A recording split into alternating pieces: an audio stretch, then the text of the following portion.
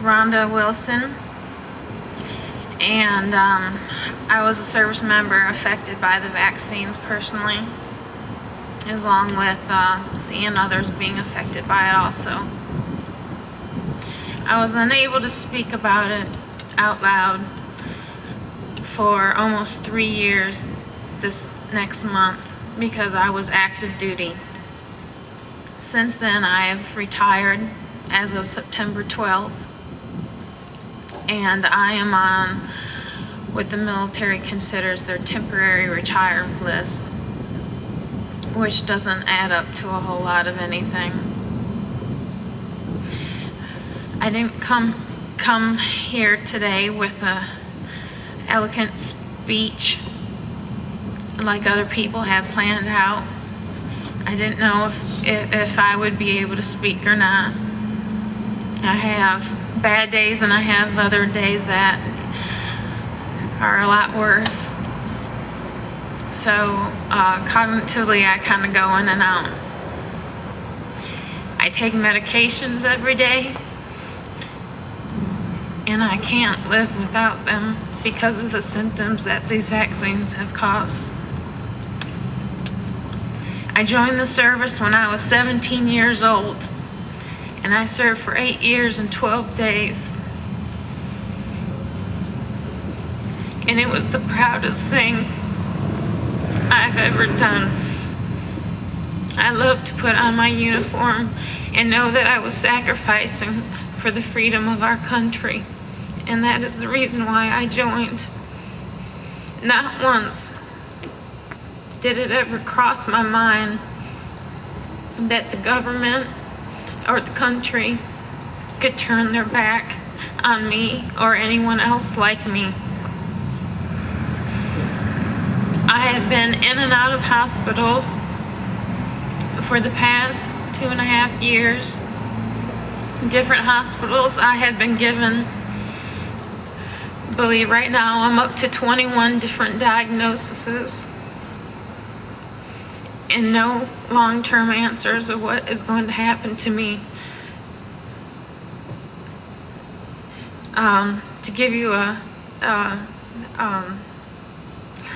excuse me if I start stuttering, to give you a little history, I came in as a medical specialist. I've always excelled in the military. I don't know why, I just fell in love with it, and I have very high goals, and I did everything I could do to be at the top of everything. I became a flight medic. I served over in Germany. I did a tour in Bosnia. I was picked up for warrant officer school, and I became a warrant officer and went through flight school. I graduated at the top of my class of 64 men, the only female. And this is not something easy to do, nor is it easy to be in a male-dominated field. But that was my personality, and that was my love. After I received my first vaccine in December of '98, I started noticing some symptoms. But as an aviator and in the cavalry, I refused to believe that this was at all serious. At first it was just headaches, local reactions, which most people have from these shots. My menstrual cycle stopped when I took my shots, and I haven't had them since. I am now diagnosed with gastroparesis, which is a type of paralysis of your digestive system. I can't sit down and have a normal meal. This has changed my entire life. I've not only have had to go through the journey of fighting through my symptoms and knowing that I was never sick a day in my life until I took these vaccines, but also I've had to fight against the military and the government to get the proper medical care that I deserve that you deserve, that everybody deserves. I've had to fight that. I've undergone doctors sit across desk from me and look at me point blank in my face and tell me that it must be stress or it must be psychological. I've seen a lot of psychiatrists, and this is not psychological. I don't think I could have excelled with my military record if this was a psychological or if I was weak in any sort of way. But I kept fighting because I knew there was an answer out there. And I think it's important to know that if we don't ask the questions and we don't ask Bioport and the military of what is really going on and what they're injecting us with, that there's people like me that will never be able to find treatment to try to get some sort of normalcy of their life again. I have seizures, sometimes every day. I now have vestibular deterioration. It's hit my nervous system. My immune system shut down when they gave it, or it was suppressed automatically when I had the vaccines. And I've gone through bone marrow biopsies and scopes. I've been poked, I've been prodded, I have been given every kind of medication I think you could possibly be given. But yet none of this helps. I've undergone surgery. I have had to undergo all this a lot with myself alone because I thought I was the only one until probably a year and a half ago when I realized that I'm not in this alone. And that's when I started meeting other people who were also affected and who were also sick. And this gave me something else to fight for and to keep going when I couldn't go anymore. And this is what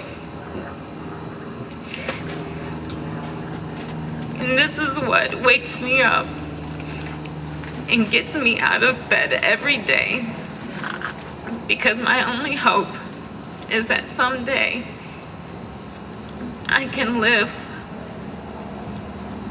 and have a normal day where I'm not constantly reminded of this vaccine and how it has turned my life inside out. And it's too late for me. I've already been given the vaccine. But I will not keep my mouth shut and sit back and let them do what they've done to me and do it to other people of our country. And especially let them do it to other service members who sacrifice their lives to serve their country. We're willing to pay for our lives, for our freedom, and for our country. But this should not include being subjected to experimental drugs or unproven vaccines. I've sat in hospitals and I've held hands of people who've been sick and who have since passed away.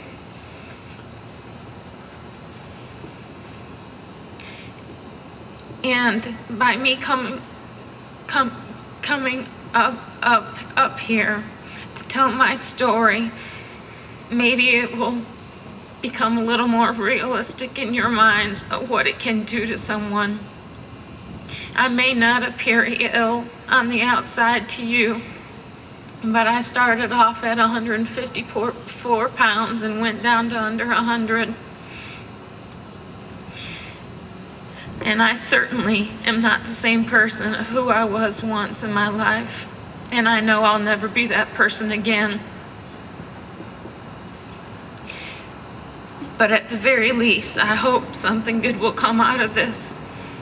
And that we can ask the right questions and we can stop this program. And we can ensure that people who are getting sick are not just written off as being undiagnosable and having doctors tell you that you just have to live with it, because they're not the ones living with it. We are. These doctors who supposedly do not have any symptoms can easily sit across the desk from me and tell me, there's nothing we can do for you. You're too complicated. That's just the way it is. You're going to have to accept it, because they don't have to wake up every day and live the nightmare that many service members do.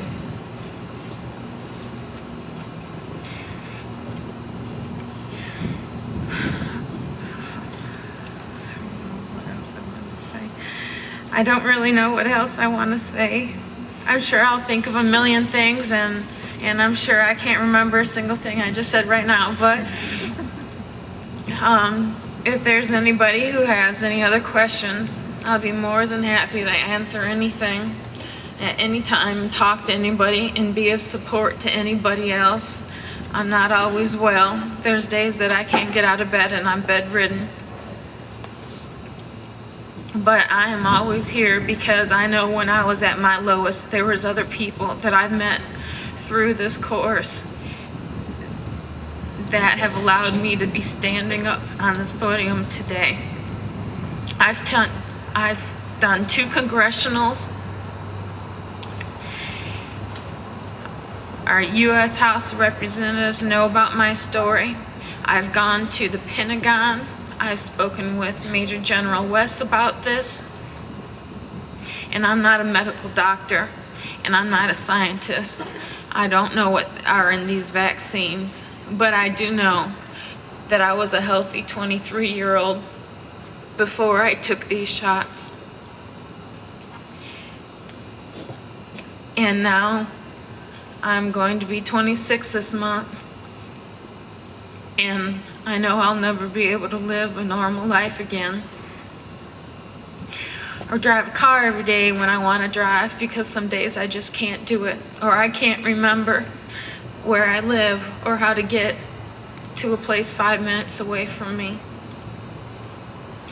I've written these congressionals. Supposedly a presidential investigation was started, but I've heard nothing back from them.